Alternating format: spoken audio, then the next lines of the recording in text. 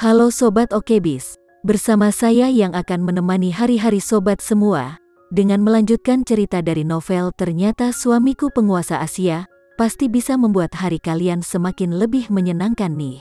Nah, semakin gak sabarkan dengan kelanjutan ceritanya, yaudah yuk, sekarang kita langsung aja mulai ceritanya. Dia seperti matahari kecil, kemanapun dia pergi, dia akan menarik perhatian banyak pria. Dengan dirinya yang begitu luar biasa dan percaya diri, bagaimana mungkin dia tidak mencintainya? Hubungan antara keluarga Andrean dan keluarga Putri sangat baik. Keluarga Putri secara naluriah akan berdiri di belakang keluarga Andrean untuk memverifikasi hukuman itu. Keluarga Putri adalah aksesori dari keluarga Andrean. Tapi Putri berbeda. Di depan keluarga Andrean, dia masih memiliki kepercayaan diri dan harga dirinya. Dia tidak akan pernah menundukkan kepalanya. Ketika mereka jatuh cinta, dia belajar lebih keras, menjadi wanita yang layak berdiri di sampingnya. Di tahun kedua, dia menawarkan untuk bertunangan dengannya terlebih dahulu, dan ketika dia lulus, mereka berdua akan menikah. Pada saat itu, dia mengira dia akan menolak tawarannya, tetapi dia tidak pernah berharap dia setuju begitu saja. Alasannya sangat sederhana. Dia berkata, "Aku selalu mempersiapkan diri untuk menjadi pengantin wanita Andi Andrean. Kamu dapat melamarku terlebih dahulu, dan ketika aku cukup luar biasa, aku akan menikahimu." Tahun itu, dia baru berusia 19 tahun dan belum lulus dari universitas. Keluarga Andrean tidak memiliki pertunangan pernikahan, jadi mereka berdua makan bersama. Belakangan, dia belajar lebih keras dan mencoba mendesain gaun pengantin. Meski masih bersekolah, gaun pengantinnya sudah cukup terkenal dan banyak sanggar yang datang mencarinya. Ketika dia membuat pot emas pertamanya, dia mengundangnya untuk makan. Di atas meja makan, dia dengan bangga berkata kepadanya, "Andi, aku merasa matamu benar-benar tidak buruk." Dia tersenyum padanya. "Apa maksudmu?" Dia berkata, "Aku bisa mendapatkan uangku sendiri sekarang dan masih menghasilkan sedikit. Jika kamu kehilangan pekerjaanmu di masa depan, aku dapat membantumu." Memikirkan tentang semua yang telah terjadi di masa lalu, sedikit kelembutan muncul di mata Andi. Ya, dia selalu luar biasa dan percaya diri dan sangat mencintainya. Tapi kemudian, dialah yang menghancurkan semua ini, dan dia sangat menyakitinya, dan dia tidak bisa berbuat apa-apa tentang kepergiannya. Tapi sekarang, 3 tahun kemudian, dia memiliki kemampuan dan kesempatan untuk sekali lagi datang ke sisinya. Kali ini, tidak peduli apa, dia tidak akan melepaskannya begitu saja. "Putri Andi," mengucapkan nama Putri dengan lembut. "Kali ini, apapun yang terjadi, aku pasti akan membuatmu tetap di sisiku." "Tuan Muda Andrean," supirnya sudah lama menunggu.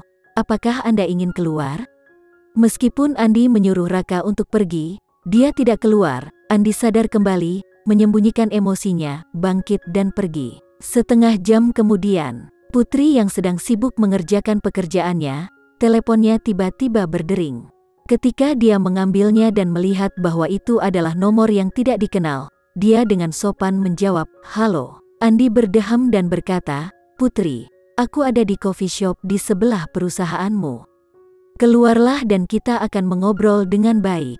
Mendengar suara Andi Andrean, Putri mengerutkan kening. Dia secara naluriah ingin menutup telepon, tapi dia mendengar Andi berkata, "Kamu bisa memilih untuk tidak datang, tapi kamu akan menanggung konsekuensinya." Dia tahu bahwa dia tidak akan mau melihatnya. Hanya dengan menggunakan metode kuat seperti itu dia bisa memaksanya untuk datang menemuinya. Selama dia bisa membuatnya kembali ke sisinya, dia tidak keberatan menggunakan beberapa trik. Dia lebih khawatir kehilangannya selamanya daripada metode kuatnya untuk membencinya. Putri mengerutkan bibirnya, tangan yang memegang teleponnya kencang. Dia tidak bisa mengatakan sepatah kata pun ketika dia menolaknya, karena dia takut Andi akan menggunakan cara lain. Jika hanya dia tidak takut Andi menggunakan trik apapun, tetapi sekarang Randy dan inovasi terlibat dalam masalah ini, dia tidak ingin dia terlibat karena dia. Putri menarik napas dalam-dalam dan mengeluarkan kata dari sela-sela giginya, "Oke." Dia mematikan ponselnya dan mengambil jaketnya, lalu pergi. Sekitar 10 menit, dia sampai di tempat yang ditunjuk Andrean, di coffee shop sebelah perusahaan. Ketika dia sampai di lantai pertama kedai kopi, dia melihat Andi duduk di dekat jendela di lantai 2. Dia melihatnya juga dan melambai padanya sambil tersenyum. Putri pernah begitu akrab dengan adegan ini sehingga dia tidak bisa lebih terbiasa dengannya. Di masa lalu, Putri sering berkencan dengan Andi Andrean. Dia sangat bahagia dan begitu manis pada saat itu, tapi sekarang, hanya ada satu perasaan di hati Putri yaitu menjijikan. Dia sama sekali tidak ingin melihat pria ini lagi, tetapi dia tidak punya pilihan selain datang menemuinya. Putri menarik napas dalam-dalam lagi, mencoba yang terbaik untuk menenangkan emosinya. Setelah naik ke atas, Andi melambai padanya. "Putri, aku di sini." Di masa lalu, Putri menyukai nada dan nada pria ini saat memanggil namanya, tapi sekarang, Putri menggelengkan kepalanya. Dia tidak ingin memikirkan hal-hal yang menyayat hati yang telah terjadi di masa lalu, jadi dia berjalan menuju ke sana dan duduk. Setelah dia duduk, tanpa sadar dia melirik ke dahi Andi. Melihat masih terbungkus kain kasa, "Bagaimana lukanya?" Andi tertawa, "Putri, kamu mengkhawatirkanku." Putri tidak menyangkal bahwa dia prihatin dengan lukanya. Itu hanya karena dia yang menyebabkannya, tetapi dia tidak ingin terlibat dalam gugatan hidup dan mati karena seorang pria yang tidak layak. Putri menatapnya, dan tidak bisa lagi menemukan perasaan menyayat hati dari kemarin. Hatinya tiba-tiba tenang, dan bahkan dia sendiri tidak menyangka itu. Dia diam. Andi tidak keberatan dan melambai kepada pelayan untuk membawakan secangkir kopi. Dia berkata, "Ini latte favoritmu." Putri berkata dengan tenang, "Tuan Muda Andrean, katakan apa yang ingin kamu katakan. Saya tidak punya waktu untuk disia-siakan di sini bersamamu." Dulu, dia selalu begadang untuk menggambar cetak biru. Dia hanya minum kopi ketika dia lelah. Setelah beberapa lama, Putri akhirnya meninggalkan kopinya. Tetapi setelah dia berhenti, dia tidak akan menyentuhnya kecuali dia lelah. Dalam 3 tahun ini, banyak orang dan banyak hal berubah. Dia, Putri, secara alami tidak terkecuali, tetapi dia tidak ingin menjelaskan, karena tidak ada lagi kebutuhan. Andrean kemudian berkata, "Putri, mari kita minum secangkir kopi dan berbicara perlahan." Putri mengerutkan bibirnya, dan berkata, "Tuan Muda Andrean, karena Anda mengundang saya, mari kita luruskan ini. Tolong jangan." Putri Andi Andrean tidak ingin mendengar dia menolaknya, jadi dia menyela dan berkata, "Kali ini, aku datang ke Jakarta untuk menemukanmu, dan itu dari lubuk hatiku yang paling dalam. Aku harap kamu bisa tenang dan mendengarkan apa yang aku katakan padamu." Lanjutkan, Putri mengangkat kopinya dan menyesapnya. Dia ingin mendengar apa yang dia katakan.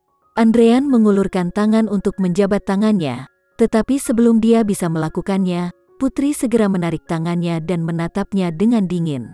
Tangan Andi Andrean yang terulur meleset dan dengan getir ditarik ke belakang sebelum dia berkata dengan ekspresi tegas, "Putri, kembalilah bersamaku. Kita akan memulainya lagi." Putri merasa bahwa setelah mendengar lelucon paling absurd di dunia, Andrean benar-benar memiliki wajah untuk mengucapkan kata-kata semacam ini. Dia merasa bahwa dia, Putri, tidak tahu malu seperti dia, bahwa tidak ada yang terjadi setelah semua itu terjadi, jadi bagaimana mungkin tidak ada yang terjadi? "Pelayan, tolong beri saya secangkir susu panas."